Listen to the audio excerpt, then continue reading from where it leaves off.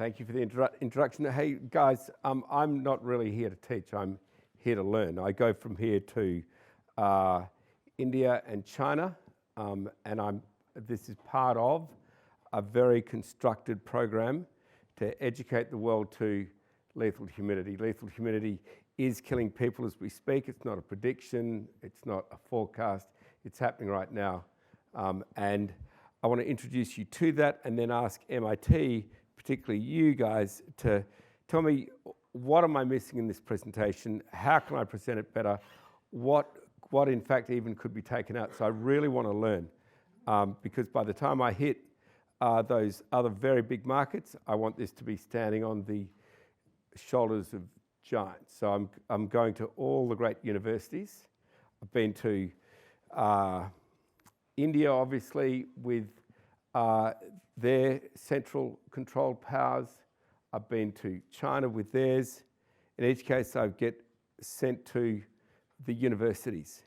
Xinhua Climate Science Department advises the Central Committee of China.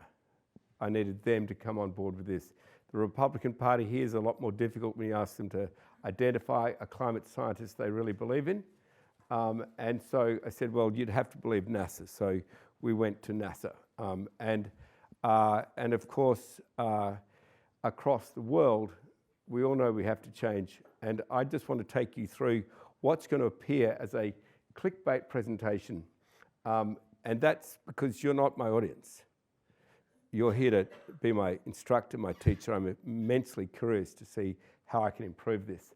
But it is heavily referenced. It's a full scientific presentation, but it's presented deliberately as clickbait because I need to get the message across to the great unwashed. So these are just some of the references in this, and it's growing, and I'd like you guys, if you've got things you can contribute to, I'd be very happy to include it. I don't know who this yuppie is. Okay, so let me just start with what is the world's greatest greenwash. Who came on here on a motorbike or a bike or a car? I just can't believe you'd contribute to global warming. I mean, oh my God, what are you thinking? You should have walked here. I mean, no, you'd have probably eaten some meat. Oh my God, it's your fault again. I mean, that's absolute crap, right? The world's greatest greenwash is that climate change is your fault. Actually, do you know what that does? It gets the people who are at fault off the hook. If it's everyone's fault, it's no one's fault. Got to say good day to my deputy chairman. How are you, mate?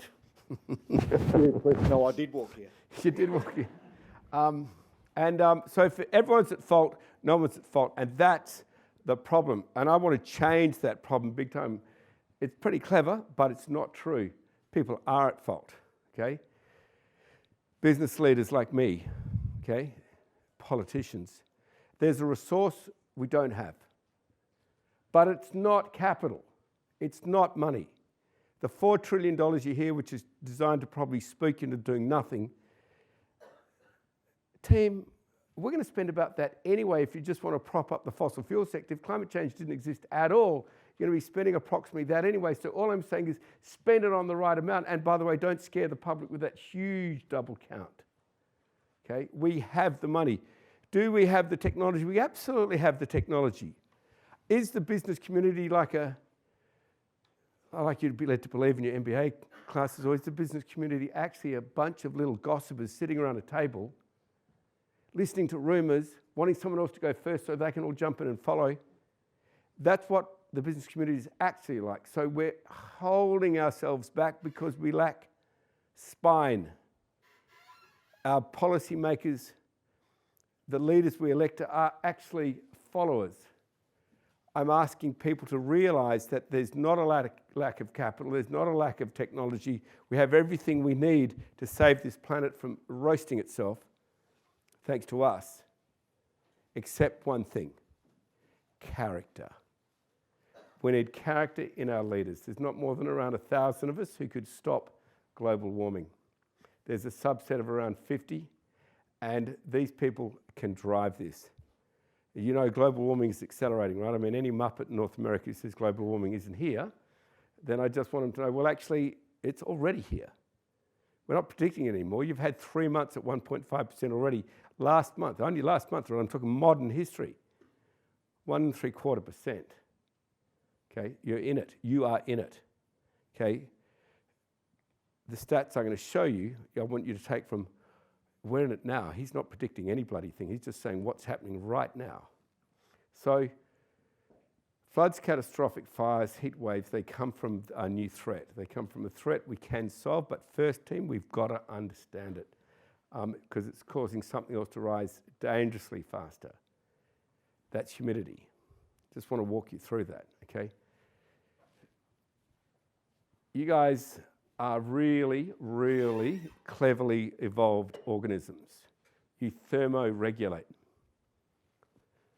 You've got this kind of wet cloth on your body which goes off and on, off and on. It's called the wet bulb effect in science. You take a thermometer, it's got a bulb at the bottom full of mercury. It reflects atmospheric temperature. Put a wet cloth on that bulb, it goes way below atmospheric temperature. Welcome to your body. Take it off, it goes back up. Put it back on, goes back down. Add humidity to that. No matter how wet that cloth is, no matter how good your skin is at cooling you, that temperature goes back up. That's a serious problem if you're a thermoregulated individual. You're now not evolved for the future you are in. So let me just talk to you about what's happening. I'm a marine ecologist. What really woke me up to global warming was massive oceanic heat waves. Hot air holds way more water vapor, team. That's all it is. Supercharging energy in the atmosphere. That's why it's not CNN trying to sell space time on television. It is true. The events, the climactic events we're suffering is driven by the fuel in the system. That fuel is called water vapor. It's going to get more and more violent.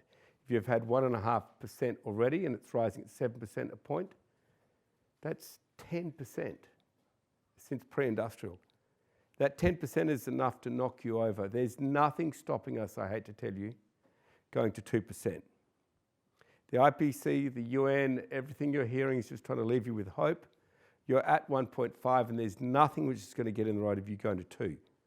So we have to put the handbrake on now, team. Compound impacts, multiple fatalities. Libya, there's really good science around which says what happened in Libya where 11,000 people died or got swept out to sea could happen in London. More likely probably Paris. Could happen here.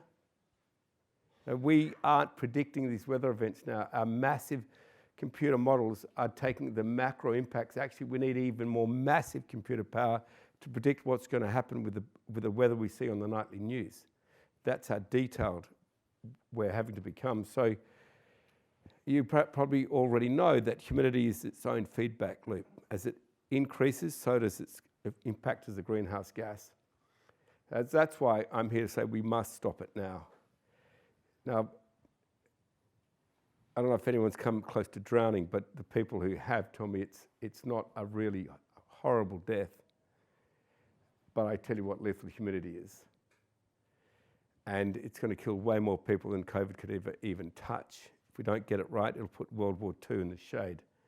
You're not evolved for heat and humidity. You're just evolved for heat. You can walk into a room, if you're reasonably fit, at 100 degrees for 30 minutes, and that's boiling, right? Celsius. And you can walk out. A scientist has done it with a dog. Dog and he walked out. He went on to become chairman of the Royal Society, so he was okay. But a puff of steam in that room, both organisms would have died. So that's the problem. Your body heat can't escape. Your core temperature rises, your heart rate accelerates, you have absolutely pounding headache, vomiting. Sorry, just go back a bit. And you've reached that tipping point in your body where your blood proteins unravel. Well, this is a lethal humidity event. Your blood thickens, you internally hemorrhage, your protein structures unravel. They are not coming back. They're chemical reactions. They're staying uncooked. So hallucinations, seizures, coma, heart attack. Another lethal humidity event. If you make it to hospital, like COVID, I went to hospital for COVID, I don't know if anyone else did. very high chance of survival, not with lethal humidity. They literally put a pipe in you, take the blood out, put it through a refrigerator, put the blood back in. You've got 3 or 4 out of 10 chance of surviving. That's literally what happens. And of course, you don't make it hospital. Very simple. So this is what I'm saying. We're already in this team. I want to get this message out, and I want MIT to help me do that. I want you to help me refine this message. And when the social media campaign begins next week, I want you to check the science, make sure it's absolutely bloody bulletproof, and then I want you to drive that social media campaign with everything you have. There's something which the lead singer of Kiss taught me. Anyone ever heard of Kiss? Oh, come on, you're too young, surely. But he said, and I've researched this. People like me, politicians, we're actually terrified of people like you. You might not be able to influence my board or the cabinet of this country and get the sugar hit straight away, but I promise you this, you hold the power. Even China are terrified about the will of the people. The will of the people has to explain that as lethal humidity events are upon us, then we want you to exercise the character you're chairman of your company, deputy chairman of your company, or a politician for. And that's not to follow. You're not an elected follower, you're an elected leader. Because at 1.5, it's getting worse. 2 degrees, a lot worse. Now, I haven't tailored this presentation to North America. It's really, really bad if I do. It looks ugly as sin. It looks worse for China and even worse for India. But we know now that it's upon us, okay? And it's way worse than COVID-19. There's no vaccine. The only vaccine we have is either air conditioning, which you might be okay here, get a lethal humidity event here. Well, what goes out first? That serious heat event. Power. Air conditioning goes down. Nice room you're in can become your coffin. If you don't think it's going to happen in North America, don't bother travelling. All through the tropics and subtropics where 3.5 billion people live, and we like to visit. Very dangerous. So all countries will be impacted negatively. As I've mentioned, air conditioning will help you out, but 3.5 billion people live without air conditioning. Where do you reckon they live? They live in the subtropics and tropics. So that's just a simple point. What happens next? Well, this is what got the attention of your White House. Lethal humidity major event in Mexico. No Trump wall's going to stop anything. Those people are going to get out of there, coming straight through here. Africa to Europe, Central to North America. Across Asia, that's China, India, out to anywhere else. Midwest United States, CNN profiled this only a couple of days ago. 2 degrees, starts to get really dangerous. Above that, really dangerous to live in the Midwest. So no matter where you are in the world, you will not escape the knock-on effects of mass migration and economic collapse. Actions we need to take are clear. Remember, I'm not a bleeding-hearted greenie, right? I'm a hard-headed, derogatory term, captain of industry. So I'm not speaking to you saying, well, this might happen, you should do this. I'm saying we have a problem together. We've got to fix it together. I can tell you, net isn't a way to fix anything, and I could do a whole lecture on that, but let me come back to it if you've got questions. Solutions. This is a pretty negative lecture, right? We did have a whole heap of positive in it. It got taken out because we need positive for social media campaigns because negatives just switch people off. So I'm just touching on the positives. If you want to fix it, you take down all the barriers to green energy proliferating around the world so it successfully competes against fossil fuel, and you take down the biggest inhibitor to green energy, which is the massive, like $7 trillion a year, clever species, right? No, you're not. No, I'm not. We're subsidizing to hell our own demise. And I've said there isn't a shortage of capital. We just got to put it in the right places.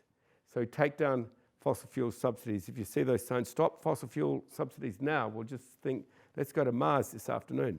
Okay, it can't happen. You've got places like Argentina where they subsidise the hell out of their energy costs, and yuppies over there switch on the air conditioning as they leave the house, all over the house, because energy's cheap, because it's so subsidised, just so the house is cool when they walk back in 10 hours later. And we don't have the spine in the leadership to explain to the people of Argentina that doing that means you will not send your kids to school because we don't have schools for you. Your universities will continue to be crap and your health system will be degraded. But don't worry, we're funding your energy costs. We need leaders to lead, not follow. So match policy settings to risk. That's a euphemism for a carbon tax. Put carbon taxes where the pollution is. You'll pay a lot here. That's all right. You'll pay a lot less in Africa. Don't like it? Go to Africa. But that carbon tax will save North America because it will drive the innovation, which I'm spending billions of dollars personally in North America because you have the IRA. I announced yesterday at an opening of a very large, very high-tech battery plant in Britain that it's my last one. We have 3, it's my last one. Why is it your last one, Dr. Forrest? Because you've got a dinosaur for a Prime Minister. He's winding back his energy covenants. He's being an elected follower. He's scaring people because they're easy to scare and saying, oh, look, power costs, etc., when in fact, Britain could be a leader. And I've had his people contact me and say, this just sucks. This just sucks. You're taking all your money out of Britain and you're putting it in North America because of the IRA. I mean, the IRA is so unfair. And I've said, mate, did you even do economics at school? Like, obviously not 101. This is not a zero-sum game. Investors, if you can get an investment which is going to repay itself every 3 to 5 years, you're not going to stop investing. It's not $1 and that's it, we're done. Just go get another dollar, go get another dollar, go get another dollar. We'd invest all throughout the global supply chain, but only North America has come up with an economic multiplier for its economy. Instead of whinging and calling it a subsidy, you back it in hard and call it economic growth, because that's the truth. So I've been asked to spread this word by APEC. That's around the corner, guys, November 12 in California. So I'm asking you, please demand courage or character from your leaders. Sorry, can you go back?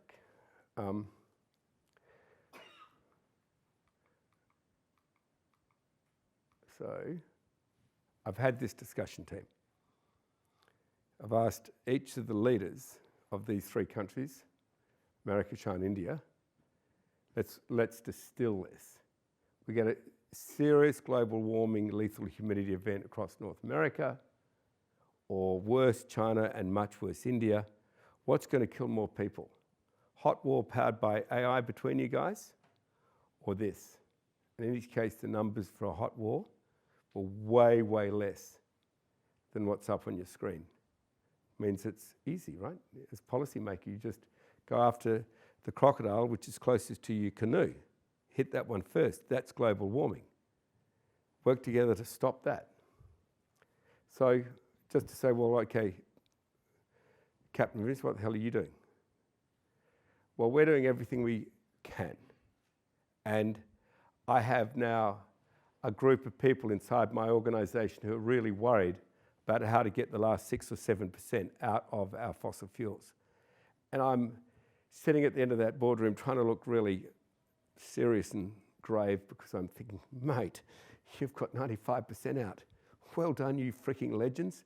I'm so glad you're lying awake at night about the last 5% because 95%'s gone.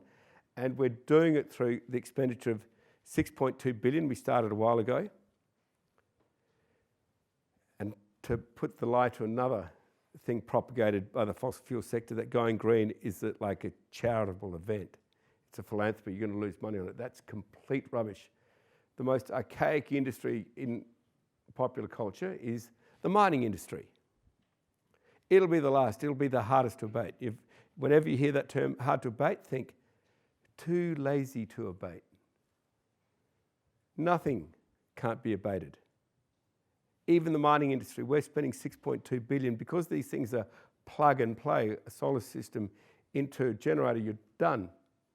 Not like a freaking great oil and gas sector, digging stuff out of the ground kilometres below, trying to get the carbon to follow it back down afterwards. I mean, that's hideously complex. It's why they want you to take your foot off their necks and allow them to spend the trillions of dollars to keep on going. And they need about 10 years to just design these things and another 10 years to build them. No, plug and play. Solar systems, wind power systems. Takes me a year or two. We're going to save, during just our construction period, $3 billion. Now, you guys have probably heard of Warren Buffett's miracle of 9%, right? So we work this out. 6.2 billion out, we get 3 billion back during construction. Net investment, 3.2 billion. Saving each year. The highest quality of earning is a saving. $1 billion a year. We eliminate 1 billion litres of diesel fuel consumption per year. That is $1 billion to get 3.2 billion. That is a honking good investment. So I'm saying to every heavy industry, be you in manufacturing, heavy transport, intensive ag, whatever it is, start. Have the character to do it. Just to show you quickly what we're doing.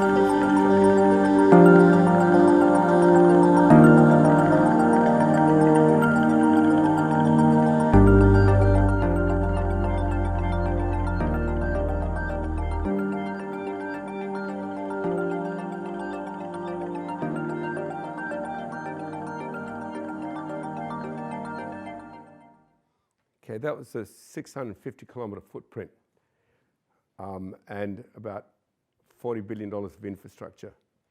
But it's all going green in the next 4 years, all getting rid of fossil fuel. So that's our declaration to the public. 2030, no offsets. Transforming trucks and trains. Sorry, don't know what does that, apologies. So the hard part initially over the last few years was to invent the technology to run our trucks. Trucks have got wheels as high as this roof, right? They're big. Pollution-free operating trucks, pollution-free operating trains. Trickiest was a ship. We're commissioning our first pollution-free ship in Singapore as I speak. We intend to sail it into Dubai for COP28. Prime Minister Modi's asked to be on the bow of that ship because he's a big hydrogen advocate. It can be done. I came from your aeronautical engineering area to discuss how we can do it quickest with planes. It can be done. Where's the fuel coming from? Well, we are commencing 5 multi-billion-dollar projects this year, okay, to start to break that chicken and egg scenario. Who's going to go first? So we're saying to Europe, we're saying to China, to Britain, to North America, India, we're not asking you to do anything more than what we're already doing. Please start leading. Please tell your people this can be done. Hold business leaders to account. Hold us as policymakers to account. Right? We're pushing in Australia against a $10 billion diesel subsidy a year. Going green means we're going to lose hundreds and hundreds of millions of dollars a year in subsidies. Right? We're slave to our policymakers. We're pushing ahead anyway, but BHP, Rio Tinto, Vale, these household names, they're not. They're saying the policy's got to change first, Andrew. Well, team, hold your policymakers to account. So just some broad economic factors. Sovereign debt risk is going to rise due to climate change. Climate change, as you know, is all through you now. Downgrades are going to happen for fossil fuel-driven countries. It's still going to hit you guys. IRA is not enough. You produce huge amounts of carbon dioxide, like Australia. So access to capital is going to dry up. It's going to drive negative economic incentives. China, India, and the USA can expect higher cost of capital, which hits everyone's standard of living. So I want to leave you with this. Universities can drive change. Okay, I'm here speaking to universities because I know the horsepower you have. You're seen as the hotbed of academic and research thinking, and you need people who can amplify your messages and amplify your endorsement, if you want to endorse it, of this message, and get it across the world as you demand here in North America, character in your leaders. And please, if you're going to really get motivated by this, go to people who don't agree with you. Okay, we're all heroes getting into our little bands and clubs and friends who all agree with us. Get out there and speak to people who are going to say global warming doesn't exist, and just say 1.5 degrees is global warming. We've had 3 months of it already. Last month was 1.75. It exists, mate. A lot of these people are just not getting led. They've had gutless leadership who just want to get voted in to prey on their fears. Get out there and teach, team.